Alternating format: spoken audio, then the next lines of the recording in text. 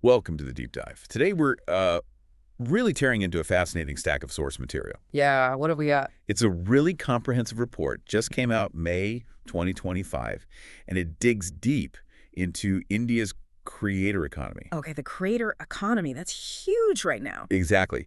And this isn't just, surface level stuff. It's Yeah. based on some pretty extensive research with actual consumers, brands, platforms, people on the ground. Right, so getting the real picture. So our mission today is what? To kind of unpack this. Yeah, basically, we want to cut through all the detail in this report, pull out the really important nuggets, and give you a shortcut to understanding this thing that's, well, it's fundamentally reshaping digital marketing and commerce in India, like right now. Okay. And it is reshaping things in a big way, isn't it? Oh, absolutely. I mean, when we say reshaping, we're talking transformation on a scale that's almost hard to believe. Creators aren't just, like, background noise anymore. They're definitely front and center. Yeah. The report shows they already have serious influence, and the growth predicted is just explosive. They're not just making videos. They're driving purchase decisions, changing how brands even connect with people. So let's start with the scale. How big is this right now? Okay, so the report estimates, get this, between 2 and 2.5 million creators in India. 2.5 million. Yeah, who have, crossed that first hurdle of 1,000 followers. That's a massive pool of people creating content. Yeah. But the key question is influence, right? How much real sway do they have? That's the critical part. The report says these creators are influencing over 30% of consumers already. 30%. Okay. And in terms of money, spending. We'll translate that influence into spending power. It apparently touched something like $350 to $400 billion in consumer spending just last year, FY24. Wow. $400 billion influence spending. That's already enormous. And you said the future looks even bigger. Much bigger. The projection in the report by 2030 is that this creator influence spend could actually go past $1 trillion. $1 trillion. Yeah. Seriously. Seriously. And within that, the sort of ecosystem revenue, what the platform's creators, agencies make, that could unlock over $100 billion. Okay, hold on. $100 billion in revenue. Up from what, like $25 billion now? Yeah, that's the potential growth they're talking about. A five-fold jump, potentially. $1 trillion influence. That number's so big, it's almost abstract. What does that actually feel like for, the average Indian consumer? What changes for them? How does their daily online life shift? Well, I guess it means that word of mouth, but digital, from people they trust online. That becomes a primary way they discover and decide on things to buy. And what's really striking in the report findings is how broad this influence is becoming. It's definitely not just, young people in the big metros anymore. Right. So it's moving beyond the usual suspects. Where's the influence spreading? That's one of the really interesting takeaways, yeah. It shows significant expansion into smaller cities and towns, so Tier 1, but also Tier 2 and Tier 3 markets combined. So people in places like, say, Jaipur or Kochi are being influenced nearly as much as someone in Mumbai. Exactly. And across age groups, too. It's remarkably even, from 18 right up to 55 plus. Really? Up to 55 plus bike. Yeah. The data shows roughly 2/3 of people across all these segments are exposed to creator content. And about a third, 1 in 3, say they're directly influenced by it when they make purchase decisions. And male, female? Surprisingly balanced there, too. It's not skewed heavily one way or the other. Okay, that kind of broad reach across age, gender, geography, that's absolutely crucial if you're going to hit a number like $1 trillion. For sure. And India has this strong digital backbone already in place, which helps power it all. Right, the infrastructure. Yeah, digital content watch time has nearly tripled in just 4 years. Went from about 6.6 hours a week in FY20 to 19.3 hours in FY24. 19 hours a week, that's a lot of screen time. It is. And monthly data use, more than doubled. 10.9 gigs to 27 gigs. Plus, you've got internet users heading towards 1 billion, and e-commerce value just exploded 5 times bigger, $25 billion to $125 billion in those 4 years. So you've got this massive digital wave anyway. More people online, watching more, buying more, and the creator economy is basically riding on top of that, and maybe even speeding it up. Precisely. But here's a really key point the report makes. Despite that huge creator base, despite the strong infrastructure, India actually has significant untapped potential, especially compared to markets like the US or Brazil. Untapped how? You mean in terms of making money from it? Yes, exactly. Monetization. Get this. Out of those 2 to 2.5 million creators with over 1,000 followers, only about 8 to 10% are currently effectively monetizing their content. Only 8 to 10%. That's tiny. It is. Compare that to other countries, maybe with even fewer social media users overall, but much higher creator monetization rates. That low figure in India, Yeah. that shows huge room for growth just within the creator pool itself. Wait, so millions of creators building audiences, but just a small fraction are actually making a real income from it. Okay, that is untapped potential right there. Yeah. And the report frames this whole thing around sort of a core ecosystem. You've got the creators, obviously, the brands who want to reach audiences, and the platforms where it all happens. Creators, brands, platforms, the main players. Right. And they're supported by this growing layer of third-party enablers, like agencies, software tools, services, the stuff that helps connect everyone and make it all work smoother. Okay, got it. So let's maybe shift focus now to the people actually consuming all this content, the consumers.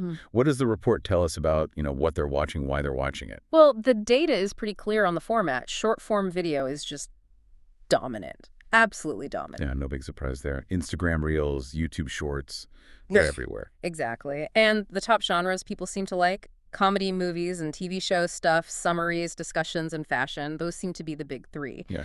Though, interestingly, the report does note some regional variations, like real estate content is apparently more popular in Tier 2 and 3 cities. Wow, that makes sense. Local needs, local interest, driving preferences. Oh. But why are people spending, almost 20 hours a week on this? What's the main draw? The primary reasons, cited by about 70% of users each, are entertainment and getting information, just pure fun or learning something new. Okay, entertainment and info. Standard enough. But it's also moving beyond that. People are using creator content to, develop new skills, even gain technical knowledge. It's not just passive viewing anymore for many. So it's becoming a resource.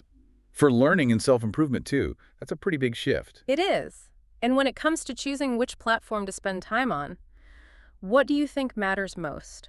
Features, speed, no ads? I guess maybe content variety. Or maybe fewer ads? Well, the report says very clearly, the top factors are content quality, content relevance to their interests, and the variety available. Those ranked way higher than technical stuff or even avoiding ads. That's really telling. Content is king still. It's not just the tech wrapper. Seems so. And is user time actually shifting towards these creator-heavy platforms? Yeah, is it drawing time away from other things? Absolutely. The report shows a clear shift. Time is moving towards platforms like social media, educational apps, places driven by individual creators, and away from platforms where creators are less central. That dynamic really fuels the whole system. Okay, so consumers are definitely leaning in, spending more time, getting entertained, informed, even skilled up by creators. Yeah. So how are brands responding to this? What's the brand speak section tell us? Brands are definitely paying attention. Around 70% of the brands they surveyed said they plan to significantly boost their creator budgets. We're talking 1.5 to 3 times increase. Wow, double or triple. Yeah, within the next 2 to 3 years. And for those already doing influencer marketing, they're typically putting 10 to 20% of their entire marketing budget into it. 10 to 20% is a serious slice of the pie. Yeah. What are they trying to achieve with that investment? What are the main goals? Top 2 objectives are, number 1, increasing consumer consideration for their product or service. That was around 70% of brands. So getting on the short list when people are thinking of buying something? Exactly. And number 2, improving overall brand or product awareness. That was about 50%. After that, you have things like increasing brand loyalty and trust, about 40%, and then directly driving sales, e-commerce, or direct-to-consumer purchases, that was 28%. Okay, so a mix of building the brand and driving sales. And how does a brand decide how to use creators best? Does it vary? Yeah, it depends. Factors like the brand size, how often they launch new stuff, their market share, their current reputation, all that shapes the strategy. Do you give an example? Sure, a big established company might use creators for maintaining loyalty and broad awareness. But maybe a smaller company launching new gadgets all the time might focus heavily on using creators to generate immediate excitement and buzz. Right, makes sense. The report also points out that some categories are more mature in this space than others. Fashion, beauty, personal care, food, and beverages, they're pretty advanced, whereas areas like, say, home decor or financial services are still in the earlier stages, figuring it out. So a lot of investment, a lot of strategy. But what are the big headaches? What keeps brands up at night when working with creators? Oh, there are definitely challenges. The number one concern, and this was huge, 74% of brands mentioned it, fake followers and fake engagement. 3/4 of brands worried about fakes. That's massive. It's a major trust issue. Then you've got lack of measurable ROI, return on investment. That's a worry for 40%.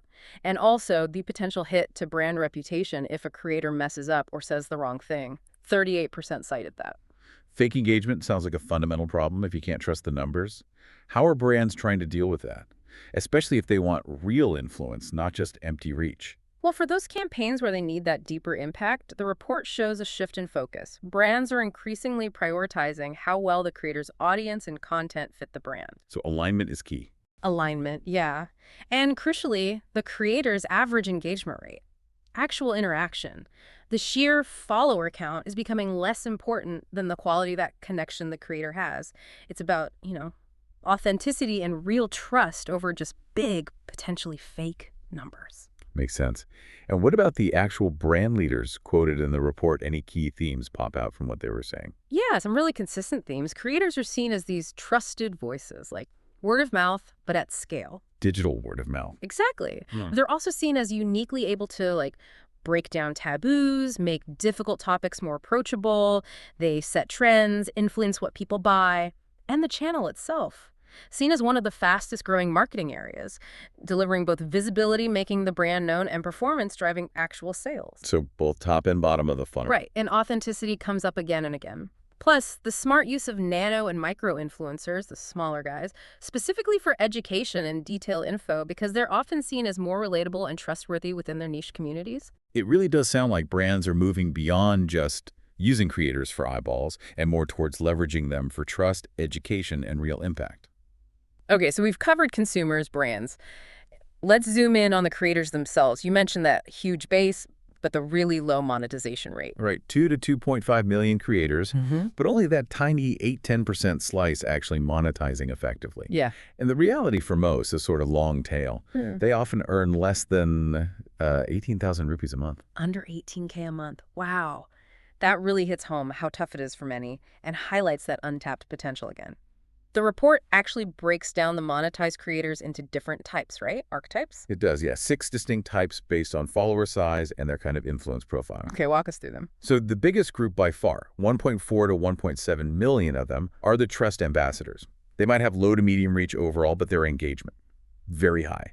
Their influence within their specific audience is really significant. They often cover multiple topics, and they're good for both awareness and driving conversions. Okay, so these are like the reliable friend figures online, building trust. Exactly, that authentic connection. Then you have the niche creators, about 400 to 600,000 of these.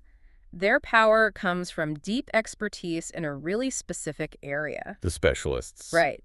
They have high convincing power with their dedicated followers because they're seen as authorities. They shape beliefs in that niche. Good for awareness and conversion within that specific topic. Got it. Who's next? The inquisitors. Fewer of them, maybe 75 to 100,000.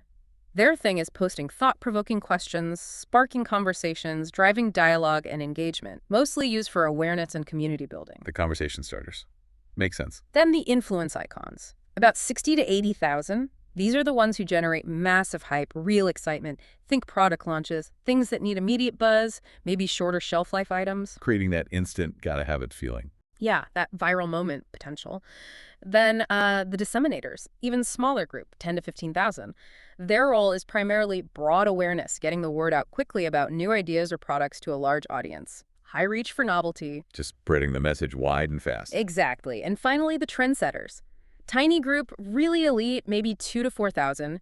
These often have long-term partnerships with market leaders.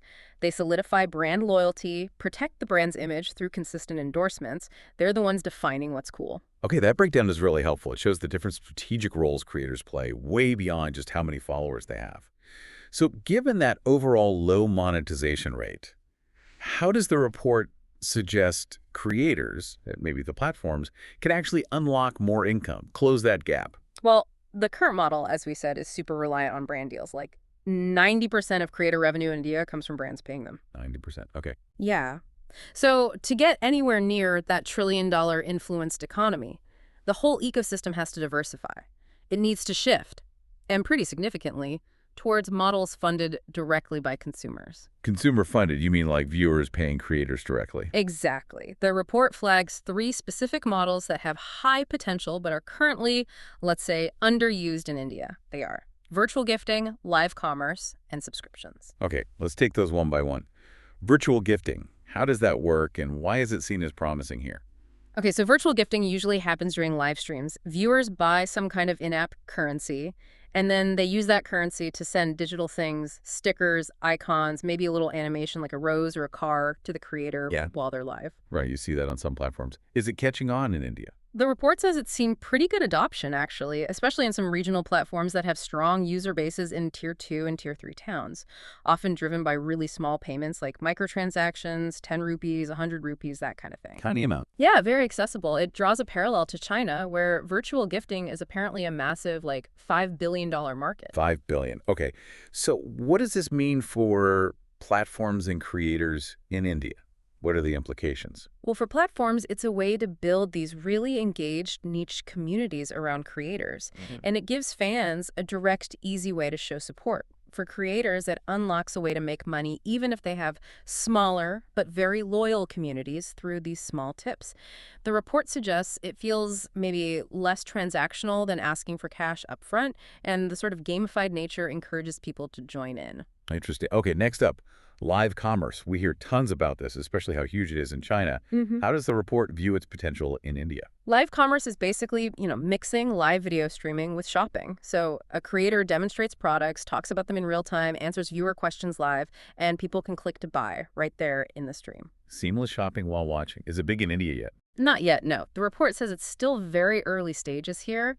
Platforms are experimenting. It's a huge contrast with China, where live commerce is just colossal, estimated around $700 billion. $700 billion. Yeah. Okay, so the potential here is immense if it takes off. What needs to happen for that in India? What are the drivers? Well, India has the basics in place, right? A huge, growing number of social media users who love video, and a massive e-commerce market that people are already comfortable using. The building blocks are there. Exactly. And creators are perfectly placed to drive it by making shopping fun, interactive, entertaining. But a really big point from the report: platforms need to invest heavily in the tech, the infrastructure, making that shopping experience within the video totally seamless. Building those integrated ecosystems where you discover, engage, and buy easily, that's going to be crucial. Right, the tech needs to be smooth. Yeah. And the third model, subscriptions. This one's pretty straightforward. Creators charge a recurring fee, maybe monthly, for exclusive stuff. Like what kind of stuff? Could be anything, really. Behind-the-scenes content, personalized chats or shout-outs, maybe early access to videos, ad-free viewing, premium guides or tutorials, exclusive perks. That sounds like a standard model globally. Why does the report say it's under-indexed or not as popular in India? Several factors, apparently. One is just the price sensitivity of the Indian market. People are cautious about recurring payments. Another is the sheer amount of really good free content already available. Why pay? And maybe, related to that, users don't yet see a clear enough difference in value between the free stuff and the paid stuff. The value proposition isn't strong enough yet. Perhaps. Contrast that with the US, where creator subscription payouts are over $4 billion, and something like 20% of social media users actually pay for creator content. Okay, quite a difference. So what needs to shift for subscriptions to really catch on in India then? The potential is there, the report suggests, especially as more digital native users get comfortable with online payments generally. But creators really need to offer consistently high-quality, genuinely exclusive content that provides undeniable value, something you absolutely can't get for free. So raise the bar on the exclusive content. Exactly. And the growth of freemium models elsewhere, like in music or news, that kind of sets the stage, gets people used to paying for digital things.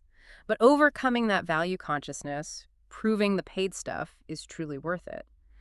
That seems to be the main hurdle. It really sounds like these consumer-funded models, the gifting, the live commerce, the subscriptions, they aren't just alternative revenue streams. They represent a pretty fundamental shift, right? Moving the Indian creator economy away from being almost totally reliant on brand money. That's exactly it. It's about building a more diverse, more resilient ecosystem where creators can actually be supported directly by the fans who value them most. Okay, so looking ahead now. Towards that massive projection, the $1 trillion creator-influenced economy by 2030, what key forces does the report identify as pushing us there? It flags three main accelerants. First, just that continued underlying growth we talked about, creator influence spreading wider across all demographics, all categories. More people, more places, more types of products. Right. Second, the ongoing arrival of Gen Z and then the generations after them into their prime spending years. They grew up with this stuff, creator content is totally native to them, they'll drive influence spending even higher. Okay. And the third accelerant? Technology, specifically generative AI. AI's role. Yeah. The report notes AI is already starting to play a big role in speeding up content creation, making campaign execution smoother. It has the potential to make everything faster, more efficient, more scalable for everyone involved, creators, brands, platforms. So broad growth, new digital native consumers, and AI streamlining everything. Sounds like a recipe for growth. But what about the roadblocks, the friction points? What needs Yep. to get fixed? The report is pretty clear that everyone in the ecosystem needs to adapt. For brands, it's largely about learning to sort of trust creator-led outcomes more while still setting sensible guardrails. Balancing control and creativity. Exactly. They need to get comfortable with much faster content cycles, real-time changes, balancing that risk of creative freedom with protecting their brand. And crucially, building specialized teams inside their own companies who really understand this channel and can manage it effectively. So it's not just outsourcing it, it's building internal expertise. Seems essential. Then for platforms, the big challenge is providing better tools for creators, better discoverability, helping audiences find the right creators, and building really robust, reliable ways for them to make money, especially through those newer consumer-funded models. Supporting monetization beyond ads and brand deals. Right. And for creators themselves, the report emphasizes the need to constantly upskill, learn new formats, keep evolving, and actively experiment with those different revenue streams beyond just waiting for the next brand sponsorship. It really does sound like a collective effort then. Brands, platforms, creators. Everyone needs to evolve together to unlock that next stage. Absolutely. The report really underscores that. No single player can hit that trillion-dollar potential alone. It requires coordinated change from everyone. Well, we've certainly covered a lot of ground in this deep dive, Yeah. from just grasping the sheer scale and, frankly, the speed of India's creator economy, its future potential. Yeah, through to understanding how consumer habits are shifting, how brands are trying to adapt. Profiling all those different types of creators and really digging into this critical need to build out new ways for them to make money directly from their audiences. It's really clear from this report, isn't it? We're watching more than just a digital fad. It's a fundamental change in how influence works, how commerce happens, how digital engagement functions in India. It impacts the ads you see, the products you discover, maybe even how you decide to spend your own money. Yeah. And this deep dive into the report really highlights that huge opportunity lying in wait with things like virtual gifting, live commerce, subscriptions here in India. But it also spells out the hurdles, that price sensitivity, the challenge of proving value, the need for better platform tech. So considering everything we've discussed, especially user preferences for real quality and relevance, and the different maturity levels across categories in India, here's a thought for you listening. What kind of innovation or maybe what shift in the value proposition do you think is truly needed to convince millions of Indian consumers to start directly funding creators and really unlock the full potential of these next-gen monetization models?